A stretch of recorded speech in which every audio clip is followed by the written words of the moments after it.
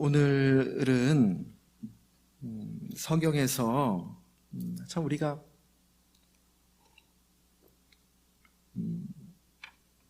가장 오해되는 본문 중에 하나죠.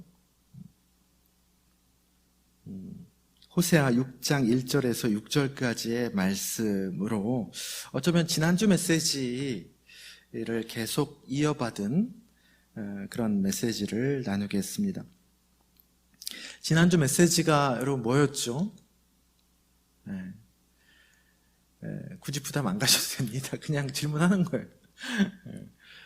시편 8편이었죠? 시편 8편으로 시편 기자가 어찌 그리 아름다운지요 라고 감격하는데, 그 감탄의 지점이 물론 자연 만물을 해달별 보고 온 땅을 보고 공중에 나는 새를 보고 감탄을 했지만은, 사실 가만히 들여다보면 그 감탄의 지점이 자연 만물이 아니고 좀 전에 얘기했던 그 이면에 있는 거죠. 이 우주에서 티끌 같은 인간을 우주보다 더 크신 분이 마음을 두시고 어찌 그리 저희들을 생각하시고 어찌 그리 염두에 두십니까? 라는 그 사랑을 감탄하는 것입니다. 그것이 지난주 메시지였습니다. 여러분, 신앙생활은 이렇게 어떻게 보면 하나님의 지극히 크심을 점점 알아가는 과정이에요. 큰 영광 중에 계신 주, 나 찬송합니다. 우리 찬송가 20장으로 고백했잖아요. 그거를 그냥 노래가 아니고 내 안에 절절한 고백으로 점점 상황은 똑같죠. 상황은 똑같은데 그거를 절절히 고백하는 겁니다. 내가 동의해서 그 하나님의 지극히 크심을 가슴 벅차게 알고, 그분의 크심은 알면 알수록 내가 그전까지는 내가 세상의 중심인 줄 알았거든요. 내가 그래도 어느 정도 괜찮은 줄 알았어. 나같이 살면은 그래도 남들보다는 잘 사는 거 아닌가, 이런 생각을 했는데, 하나님의 크심을, 지극히 크심을 절절히 깨닫고 고백함과 동시에 나의 지극히 작음을, 그게 과학적인 사실 아닙니까? 지난주에 보았던 그 칼 세이건의 창백하고 푸른 점, 태양계 경계에서만 봐도 지구는 점이에요. 점인데 그 안에 우리 사람은 티끌이라고요. 그렇게 티끌 같은 존재, 말 안 듣는 티끌 같은 존재죠. 그 자금을, 지극히 자금을 내 몸과 마음과 영혼이 처절히 알아가는 길이 바로 신앙생활이다 할 수 있습니다. 그래서 신앙생활, 하나님과 우리의 관계, 그런 하나님이 우리를 사랑하신다. 이해 안 되는 사실입니다. 그 신비다. 그것이 믿음이다. 그것이 깨달음이다. 그것이 성경에서 말하고 있는 의로움입니다. 그거를 하면 돼요. 우리는 그냥 그 현실을, 그 진실을 받아들이고 감격하고 감탄하면 되는 거예요. 그런데 자꾸 불순물이 낀다는 게 우리 신앙생활의 또 다른 실존이죠. 자기가 뭘 스스로 하려고 합니다. 자기를 비우면 글쎄 그 티끌 같은 존재가요, 우주보다 크신 하나님의 영광을 드러낸 통로로까지 쓰임을 받는다. 이것만큼 기적이 어디 있습니까? 이 티끌이 우주보다 크신 분의 영광을 담는다는 거예요.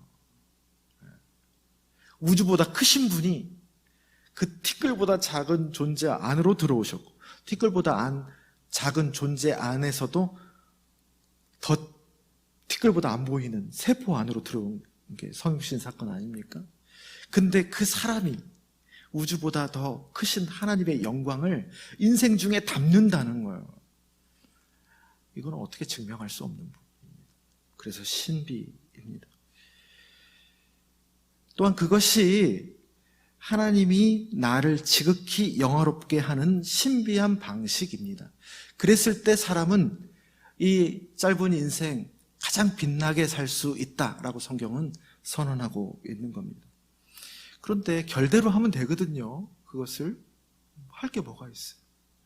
그거 하면 되는 건데 그냥 감탄하면 되는 거예요. 알면 되는 거고.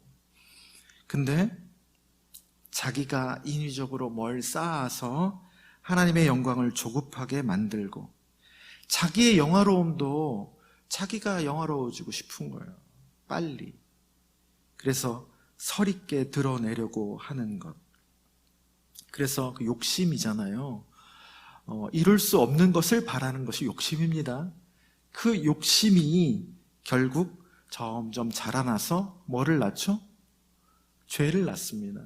하나님보다 위에 있는 마음. 글쎄, 이 티끌보다 못한 존재가 우주보다 크신 하나님보다 위에 가려는 이 허무맹랑한 마음이 죄예요. 환상이죠. 실제에 근거하지 않습니다. 그래서 죄는 환상에 기반해서 사는 거예요. 그러니까 고통이 찾아오죠. 분열증이 일어납니다. 그 죄로까지 가게 된 것이 인간의 안타까운 실존이라고 말할 수 있습니다. 호세아, 우리가 읽은 호세아는 이렇게 언감생심 하나님의 사랑을 받아가지고 언약 관계를 맺어줬어. 우주보다 크신 분이 티끌보다 작은 존재에 뭘 부족하다고 약속을 맺어준다는 거예요. 언약 관계를 맺었어요. 스스로 그래서 구속당했어. 기속이 됐어요. 약속을 내가 지키는 당사자가 된 거 아니에요? 하등 이유가 없잖아요. 뭐가 부족하다고 약속을 맺어줘요. 그렇게 언약 관계를 맺어줬는데 그 티끌 같은 인간이 자기 분수도 모르고 그 사랑의 실증을 냅니다. 실증을 내서 뭐에 빠지냐면요, 겉보기에는 번지르르 하고 말초적인 만족을 시켜주는 제비 같은 풍요의 신 바알을 만나서 바람을 피는 이스라엘 백성들의 신앙과 삶을 그 천출 중에 천출과 결혼을 해줬더니 제비를 만나가지고 바람을 핍니다. 그것도 한 번도 아니고 몇 번씩이나. 그것을 호세아와 창녀 고멜의 그 관계를 통해서, 창녀 고멜의 처신을 통해서 우리 인간의 실존을, 어리석은 실존을 드러내고 있는 것이 호세아서입니다. 그래서 죄를 호세아서는 영적 음란으로 표현하고 있습니다. 오늘 본문 우리가 읽었죠? 6장 1절부터 3절의 표현. 우리가 다 함께 한번 읽어볼까요? 오늘 본문 6장 1절부터 3절입니다. 함께 읽습니다. 오라, 우리가 여호와께로 돌아가자. 여호와께서 우리를 찢으셨으나 도로 낫게 하실 것이요 우리를 싸매어 주실 것임이라.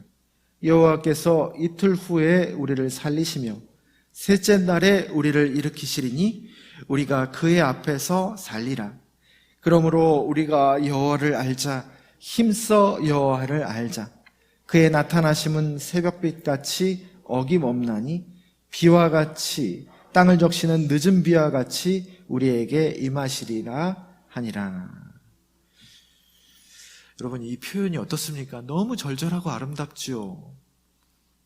근데 여러분, 이 표현은, 이 고백은 어떻게 보면 하나님 마음의 대못을 박는 최악의 표현입니다. 차라리 안 했으면 더 좋았을 것을 하는 말들입니다. 그래서 이 6장 1절부터 3절까지의 표현을 막 우리가 좋은데 아름답게 인용하는 것은 좀 상황상 안 맞는 말씀이에요. 예전에 이혼 전문 변호사가 이제 나와서 배우자가 바람을 필 때 주로 하는 행동 중에 가장 대표적인 것이 뭐냐? 뭔 것 같습니까, 여러분? 갑자기 잘해준대. 갑자기 잘해줘. 이 인간이 왜 갑자기 잘해주지? 그러다가 이제 나중에 잘해주다가 들키면은 이제 적반하장으로 이제 뻔뻔해지죠. 3년 전에 전 국민을 분노케 했던 그 드라마죠. 부부의 세계. 기억나십니까? 김희애 나오고 거기에서 불륜한 남편이 아내인 김희애에게 한 소리, 여러 소리 있는데 복장 터지는 하나의 소리가 있죠. 사랑에 빠진 게 죄는 아니잖아. 이런 어이없는 얘기를 해가지고 전 국민을 분노케 했던. 그렇게 되기 이전에, 막 적반하장으로 되기 이전에 꽃다발 사다 주고, 이전에 안 하던 사랑한다는 말 하고, 그렇게 해도 배우자는 어떻죠? 상대방 배우자는 육감으로 알아요. 육감으로. 오감을 넘어선 육감으로 알아요. 몸의 감각으로 안다. 뭔가 이상하다라는 것을. 관계란 그런 겁니다, 여러분. 깊은 관계로 갈수록 그런 무의식과 직관이 훨씬 더 잘 통하죠. 못 속입니다. 바람 피는 거 다 아는데 장미꽃을 막 사다 갖고 오는 거예요. 그리고 사랑 고백을 막 해줘요. 바람 피는 거 다 알고 있는데 장미꽃 받고 사랑 고백 받으면 여러분 어떻습니까? 어떻겠습니까? 더 처참하죠. 더 처참합니다. 저 입을 어떻게 인두로 좀 이렇게 막을 수도 없고 어떻게 하고 싶을 거 아닙니까? 우리가 좀 전에 읽었던 1절부터 3절에 하나님을 향한 이스라엘 백성의 달달한 고백이 바로 똑같은 그런 고백입니다. 그것을 듣는 하나님이 얼마나 참담하겠습니까? 답답하겠습니까? 영적인 간음을 행하고 있는 걸 다 알고 있는데 거기 와가지고 요 고백을 하고 있는 거예요. 하나님 살살살살 하면서 속겠지 하면서 하는 겁니다. 4절에 그 고백을 듣는 하나님의 마음이 그대로 드러납니다. 에브라임아, 이스라엘의 다른 별명입니다. 에브라임아, 내가 네게 어떻게 하랴? 유다야, 내가 네게 어떻게 하랴? 너희 이내가 아침 구름이나 쉬 없어지는 이슬 같도다. 하나님이 속이 썩어 문드러지는 거예요. 그 모습을 보고 있노라. 차라리 하지를 말지, 고백을. 여러분, 우리는 신앙생활을 통해서 우리가 그리스도인으로 부르심을 받았다는 것은, 인간이 다 그렇지만은 특별히 그리스도인으로 부르심을 받았다는 것은 하나님과 진실한 관계를 맺도록 부르심을 받은 것이지 뭘 하도록 부름을 받은 것이 여러분 아닙니다. 하나님이 우리에게 뭘 원하시는 게 아니에요. 티끌보다 작은 내가 우주보다 크신 분에게 뭘 해드려요? 뭘 해드리냐고. 가만 생각해 보세요. 그분에게 뭘 보탤 게 있겠습니까? 오늘 교동문에서 우리가 고백했잖아요. 내가 가령 주려도 너희들한테 손을 벌리지 않을 것이다. 시편에 하나님이 고백입니다. 하나님이 우리에게 해주시는 말씀들이에요. 그게 진실이에요. 오로지 할 것은 뭐냐? 그분의 헤아릴 수 없이 큰 사랑을 내가 알고 감격하고 받고 누리면 되는 것입니다. 그게 다예요. 그게 신앙생활의 전부입니다.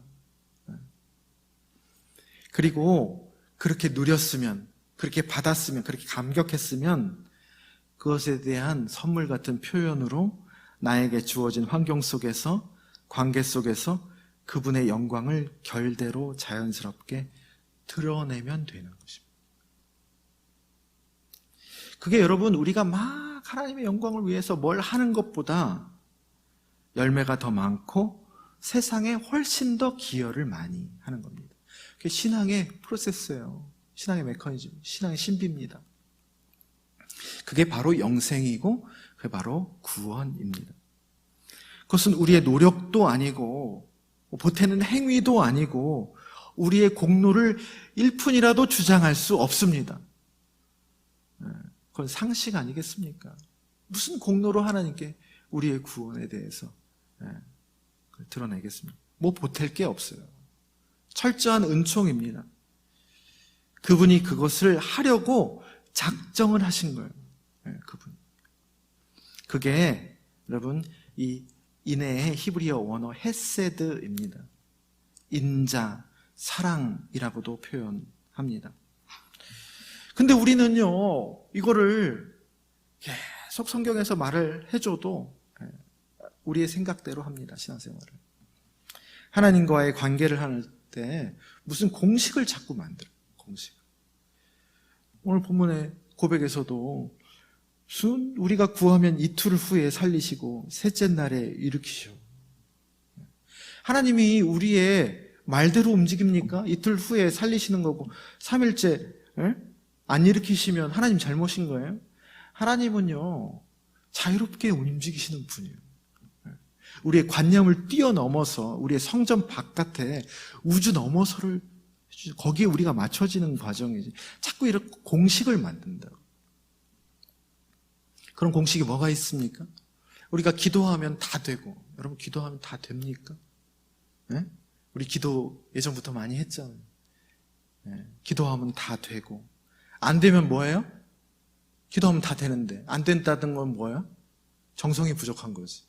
그렇게 생각해가지고 늘 죄책감을 가지고 있고, 내 믿음으로 네가 구원받았다. 예수님께서 이제 말씀을 하시거든요. 복음서에서 네 믿음이 너를 구원하였다 라는 말씀을 문자 그대로 받아들여요. 관계적 맥락에서 깊이 이해하지 않고 내가 믿었기 때문에 내가 믿음이 좋아가지고 내가 구원을 받았다. 구원파 마냥 그렇게 이해를 합니다. 대마불사라고 하나님 영광을 위해서 크게 짓고 많이 뭘 하고 교회를 살린다는 명목으로 하나님 교회 이거 살려야 영광 돌려야 한치라도 이게 흘러나가는 게 없어야 하나님 좋지 않습니까? 라는 것 때문에 교회의 세습도 불사하고 그렇게 하나님의 크심을 훼손시키고 자신의 티끌됨의 분수를 망각하면서 하나님의 영광의 순도를 떨어뜨려 놓는 일을 우리는 불사합니다. 그러면서도 스테디움 같은 데서 최근에 또 그런 일이 있었죠. 스테디움 같은 데서 크게 집회하고 하나님 찬양하고 그렇게 기도하면 이러면 하나님이 좋아하실 거야 여기시면서 하나도 바뀌지 않아. 알맹이는 하나도 바뀌지 않았어. 그런데 이렇게 하면 하나님 좋아하실 거야 라고 우리는 그렇게들 많이 합니다. 그리고 하나님께 우리가 예배드리는 게 아니라 자기 스스로의 위로를 하는 거예요. 그게 저는 오늘 호세아 6장 1절부터 3절의 현대판 버전이 아닌가 합니다. 우리가 그거 차고 넘치게 했죠. 차고 넘치게 하는데 왜 힘을 잃어버렸습니까? 알맹이가 없어서 그렇지 않을까 합니다. 여러분, 하나님의 헤세드, 조건이 없는 인애와 사랑이죠. 그것으로 우리의 자격 없음 또 부족함을 보지 않으시고 그것을 그냥 덮어버린 것이 구원의 은총입니다.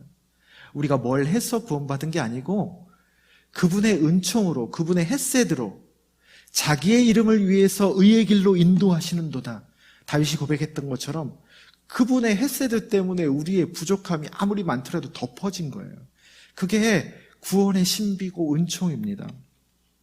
그래서 사랑은 우리에게 너희들도 계속 믿음 생활하면서 사랑은 허다한 죄를 덮느니라 라는 것이 이 하나님의 속성에서 나온 겁니다. 그래서 십자가 한복판에서 그 구원의 은혜가 가장 맑고 아름답게 드러나는 겁니다. 하나님의 영광이 사실 왕궁에서 인간의 강함이 드러나는 데에서 가장 많이 드러나야 되는데 아니요. 인간의 죽음 한복판에서 가장 뭐 내세울 게 없는 데에서 가장 인간이 뭐 할 수 없는 그 얇은 막에서 하나님의 영광이 가장 맑게 드러나는 것이 신비 중이에요. 신비 중. 가장 어둡고 슬프고 고통스러운 자리에도 오히려 빛을 더 바라면 바랬지 절대 줄어들지 않는 절대 영광의 상징이 이 십자가입니다. 그래서 그 사랑의 구원을 인간이 얻는 방식이 뭐냐? 뭘 보탬으로 인간의 구원이 이루어지는 것이 아니고, 구원을 받는 것이 아니고, 어떻다고요? 뺄셈을 잘해야 돼요. 신앙생활은 덧셈을 잘하는 여정이 아니고요. 뭘 막 쌓는 게 아니고요. 그럼 바벨탑 됩니다. 뺄셈을 잘해야 돼요. 뺄셈. 힘을 빼고 승복하고 자기 비움을 하고 동의하고 받아들이는, 그게 전문용어로 뭐죠? 믿음입니다. 그게 그 믿음에 의해서 이루어진다는 거예요. 그게 믿음으로 구원받는다의 말의 참뜻이지, 내가 믿음이 좋아서 내가 구원을 따냈다는 뜻으로 사용하면 그것은 믿음 공로주의라는 또 다른 이름의 율법주의가 됩니다. 하나님과의 진실한 관계가 빠져 있는데 그거는 누구한테 증명하지 못합니다. 하나님과 자기만 아는 거예요. 하나님과의 진실한 관계가 빠져 있는데 그런 큰 성전, 많은 사람, 화려한 고백, 그런 집회로 하나님은 영광을 받으시는 것이 아니라 뭘로 영광 받으십니까? 오히려 각자 일상에서 나의 지극히 작음에도 불구하고 지극히 크신 하나님이 어느 때 나를 참 귀하게 여기시고 사랑하심에 감격해서 호시절뿐만이 아니라 슬픔과 고통, 실패, 때로는 밑바닥 상황에서도 겸손하고 묵묵히 그 감사와 감탄을 표현하면서 묵묵히 말씀을 따라가고 섬김의 삶을 진실되이 살아가는 그런 이들을 통해서, 세상을 주목하지 않거든요. 그런 이들을 통해서 하나님은 그분의 영광을 스스로 드러내신다라는 것입니다. 지난주 시편 8편의 표현 중에 그거잖아요. 하나님의 영광을 나타내시는데, 대적자를 물리치시는데, 원수자, 하나님을 대적하는 보복자들을 물리치시는데 세상의 힘을 사용하지 않습니다. 오히려 젖먹이들의 입을 통하여 그들을 이기시는 거예요. 아무것도 사용하지 않는다. 주의 손가락으로 해와 달과 별을 지으셨다는 거예요. 하나님은 그렇게 그분의 영광을 스스로 드러내십니다. 6절이 그 하나님의 진심 어린 바람이죠. 그렇게 하고 있는, 그렇게 영적인 간음을 하고 있으면서 달달하게 고백하고 있는 그 안타까운 인간들에게 하나님께서 진심으로 바라는 마음을 고백하신 겁니다. 나는 인애를 원하고 제사를 원하지 아니하며 번제보다 하나님을 아는 것을 원하노라. 화려한 거 나한테 뭐 할 필요가 없어요. 예전에 그런 분 계셨다고 해요. 어떤 목사님한테 로또 한 장을 보내왔대. 제가 기도하겠습니다. 이 로또로 하나님께서 복 주셔서 하나님께 로또가 당첨돼서 영광 돌리고 이걸로 귀한 일에 쓰십시오. 그래서 다시 돌려드려요. 편지를 써가지고 이 돈 1,000원을 저한테 다시 헌금해 주시면 그걸로 귀하게 하나님의 영광을 위해서 쓰겠습니다. 우리는 그렇게 뭔가 지금이 아니고 나중에 하나님 잘 되면 선교연금 많이 해드릴게 이러면서 하나님과 딜을 하려고 합니다. 하나님의 영광을 크게 오해하는 거죠. 그런데 그런 거 말고 담백한 거 원하신다는 거예요. 호세아서 6장 6절이 내가 제사를 원하는지 아느냐, 번제, 내가 수소의 피를 좋아하겠느냐. 니들 마음을 원하는 거지. 니들이 그것을 받아들여 잘 사는 걸 원하는 거지. 나를 아는 걸 원하는 거지. 라는 얘기를 하는 겁니다. 그래서 우리가 할 수 있는 유일한 일은 뭐냐? 요한복음 15장처럼 그분께 딱 붙어 있는 것. 그거밖에 할 수 있는 일이 없어요. 그게 유일한 일이에요. 그러면 나라는 가지에서 내가 막 발버둥 치지 않아도 언젠가 어떤 형태로든 그분이 허락하신 양의 열매를 맺게 되는 것입니다. 그리고 그 열매는 자기의 영광을 위해서 존재하는 것이 아니라 나무의 영광이죠. 나무의 영광이고 다른 이들을 살려주는 양식이 되어주는 것이죠. 그걸 우리를 통해서 우리를 통해서 이루시겠다는 거예요. 그럼 우리는 뭡니까? 우리는 같이 맛보는 거지. 참여하는 거지. 그것으로 한 인생 잘 살다 가는 겁니다. 사랑하는 낮은동산 교회 성도 여러분, 우리가 여러 가지 마음에 쌓여있는 거품 같은 것들이 있습니다. 내 영혼에 있는 기름기들이 있습니다. 그것들을 하나하나씩 돌아보고 담백하고 진실하고 자연스러운 신앙과 삶을 회복해야 할 때라고 생각합니다. 우리 교회가 다른 거 할 필요 없어요. 우리가 이 상황이 이러하니까 우리가 뭘 해야 될까? 요거 하시면 됩니다. 알맹이를 찾아 나가는 거예요. 그러면요, 열매의 양은 하나님이 나무가 결정하는 거지 가지가 결정하는 게 아닙니다. 그냥 언젠가 열매 맺을 때 그걸 감격하고 감탄하면 되는 거예요. 인생도 마찬가지고 교회도 마찬가지입니다.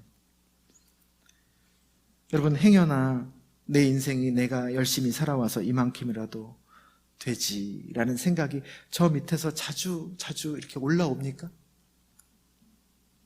그래서 이제까지 내가 하나님께 했으니까 이제는 하나님이 나에게 할 차례라는 마음도 솔직히 들 때도 있죠. 저도 듭니다. 이 교회에 지키고 버티는 것이 내 덕분이라는 마음이 어떨 때 들어서 막 그것 좀 나타내고 싶고, 때로는 몰라줘서 서운하기도 하고 그러실 때도 있습니까? 내가 헌금 제일 많이 하고 내 헌금으로 이 교회 이만큼이라도 유지된다고 하는 그런 생각이 여러분 올라오십니까? 우리가 자주 그렇게 하는 말이죠. 제가 이제 예전부터 상담을 하면서 이런 말 우리 성도들에게 자주 듣는 말입니다. 하나님 나 없으면 하나님 손해지. 그런 마음이 간혹 드십니까? 그래서 이러한 마음들이 신앙생활의 열심으로, 기도의 열심으로 나타날 때가 그동안 많으셨습니까?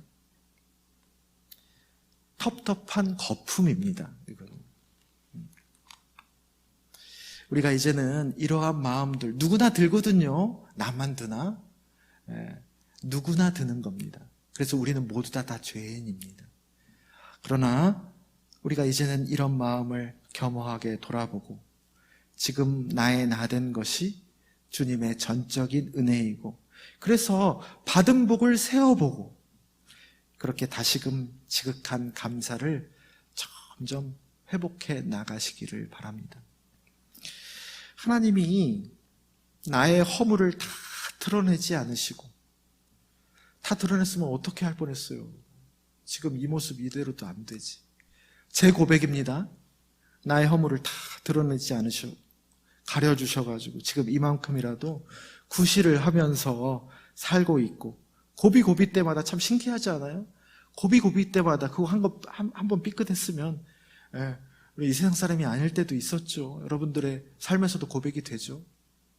고비고비 때마다 신기하게 그래도 죽지 않고 살아서 지금 웃는 일도 간혹씩 경험하고, 이 교회에, 하나님이 세우신 주님의 몸된 교회에 많고 많은 사람들 중에서 나를 보내셔서 비록 고생은 하지만 나에게 이 십자가 자리 같은 밑바닥에서 하나님의 영광을 그렇지 못한 것보다 더 또렷하게 맛보게 하시려고 그러시는 하나님의 그 신묘막측한 인애에 감사하고, 모든 것이 하나님의 섭리대로 어쨌든 돌아가거든요. 돌아가는데 그 피조세계의 일원이 돼서 여기가 바로 하나님 나라임을 알리는 통로가 되는 것을 기뻐하는 그런 삶이 되어져 가기를 바랍니다. 그리고 사람의 수가 중요한 것이 아니라 막 요란하지 않아도 이러한 진실하고 신실한 하나님을 품은 성도들로 점점 서서히 세워져 가는 그런 교회가 우리 낮은동산 교회가 되기를 주님의 이름으로 축원합니다.